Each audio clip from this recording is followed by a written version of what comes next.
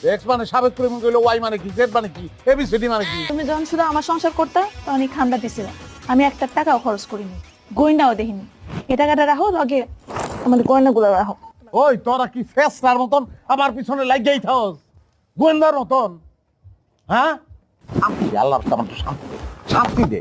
আমি যার কাছে ফোন করে টাকা চাইছি তার কাছে আমি টাকা পাই, 5 লাখ টাকা পাই ব্যবসা। আমার কাছে টাকা নাই কইছি, মোশাররফ তাহলে জলদি করিম, আমার টাকাটা দেয়। হানি ভিডিও তোরা কি শর্টস। শান্তিতে থাকতে দিবি না? হ্যাঁ, দেখুন। মাফ কর, আমার মাফ কর। আমি মাফ করবো না। রিমি, তুমি আমার ধোকা দিছো, আমি তোমার মাফ করবো না। এবারটা তুই কেডা? আর জামাই আমার জিকে আমি কেডা কও? আমি কি আছিলাম তোমার এটি কও? তুমি এনে আসছো কোথেকে?